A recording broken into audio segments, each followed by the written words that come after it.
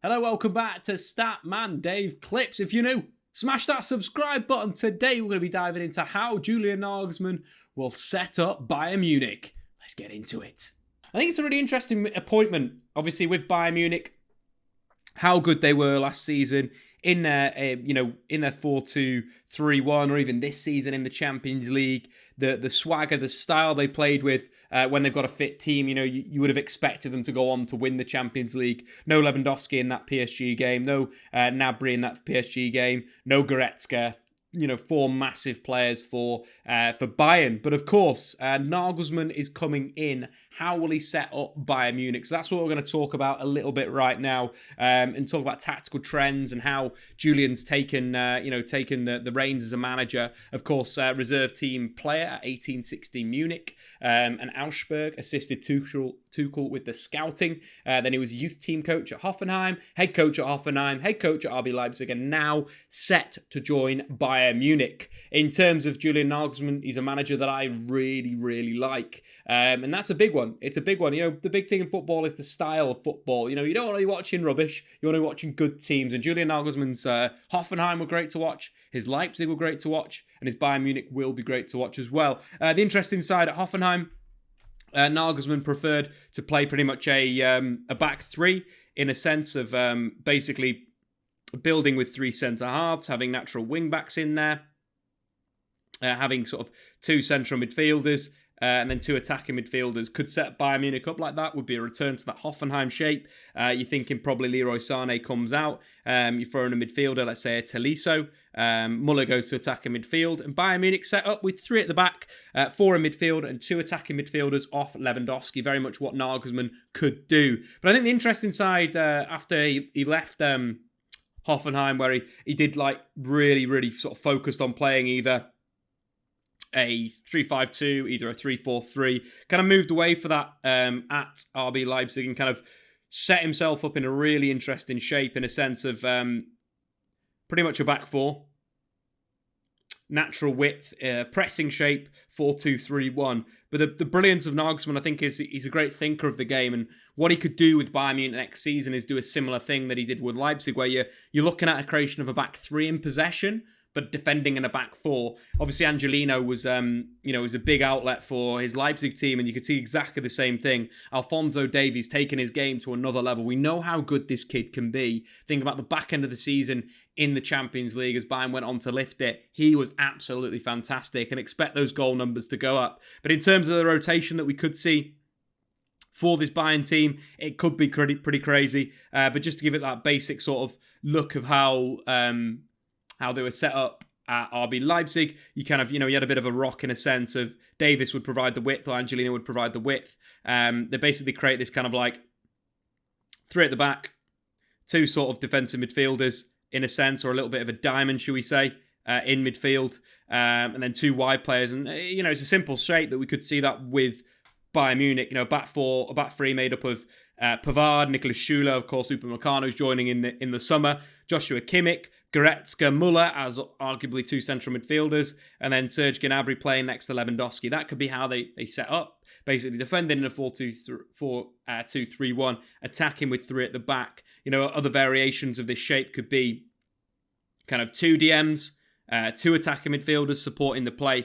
Nagelsmann's big on sort of switches of play, having the ball wide, then looking to draw the opposition in, down one flank, receiving it back and hitting that big switch out. So expect Joshua Kimmich to get through a lot of work. But just taking Julian Nagelsmann and kind of what he's done and what he could do with Munich, we could see a real evolution of him as well. We could see the use of inverted wing-backs maybe with Joshua Kimmich. He's a player that could do that really, really well in a sense of, throwing in another midfielder, a rocker, should we say, who could do really well under Julian Nagelsmann, playing Kimmich as a fullback, kind of rocking them inside in possession, similar to kind of Man City in a sense, where, you've got Cancelo moves inside. We could see a similar thing with Joshua Kimmich under Julian Nagelsmann as well. Another player that could come out and be sort of really decent for Bayern. Tolisso, if he can get back up to his form, could work quite well. But the stats for Julian Nagelsmann in terms of in his first season as head coach for Hoffenheim, they went from 15th to 4th in the Bundesliga,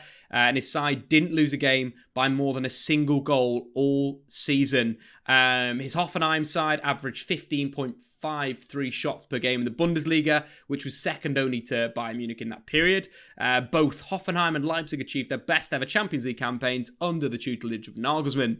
This season as well, in terms of this season's stats, Leipzig maybe not in their full flow and their full creativity, but the big thing that Leipzig have been sensational with this season has been the defensive stats. In terms of goals conceded, Leipzig have been absolutely phenomenal in that ilk. You're taking an overarching look at their performances and their goal difference, made up of Leipzig conceding just 25 goals in the Bundesliga this season, the best defensive record in the competition, the second to Lille in terms of expected goals against in Europe's top 5 leagues. So pretty incredible. But I think the big thing with Leipzig is that the attackers and how Julian Nagelsmann's done so well with a number of different attackers, which makes you think Lewandowski could be quite scary. Lewandowski's already scary in a sense of this season under Hansi Flick. He's scored a whopping 36 goals in 26 games, which is absolutely bonkers.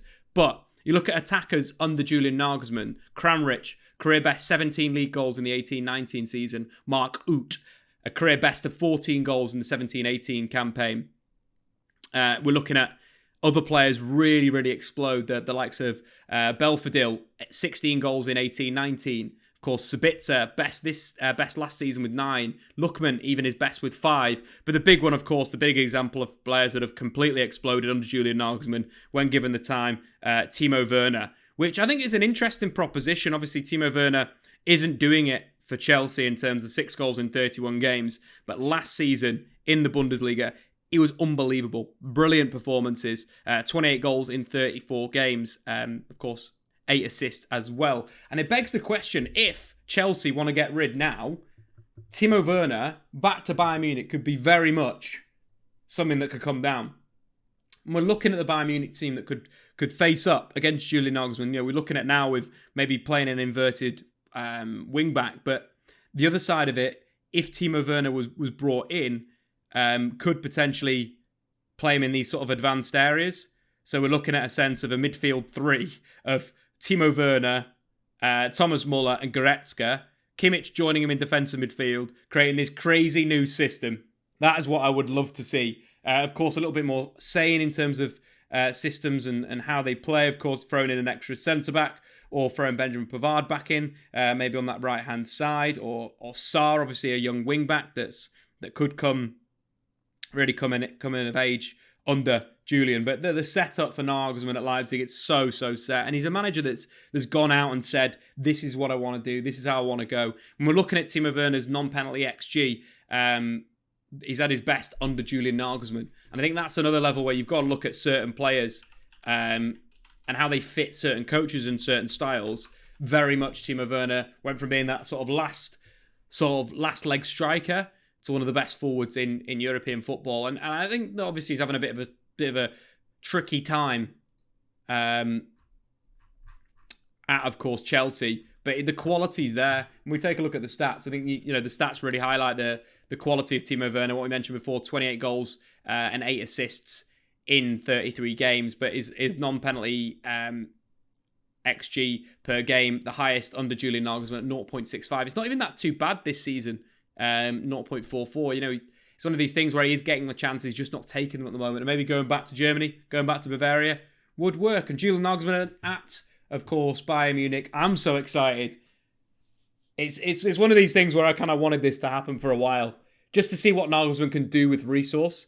Think about Niklas Süle under Nagelsmann at Hoffenheim, was breaking passing records from centre half. I think that, combined with the quality of Upamecano, Davis, whoever we've got in there, Benjamin Pavard, let's say, ignoring Timo Werner, come in, Sane on the flanks. I think one of the big things that Nagelsmann didn't have this season at Leipzig was 2 quality wide men. I thought a lot of their attacking midfield line was the same attacking midfielder, whereas you think at Bayern, they have inverted wingers. Musiala could be really nice as well under Julian Nagelsmann, considering his development this season.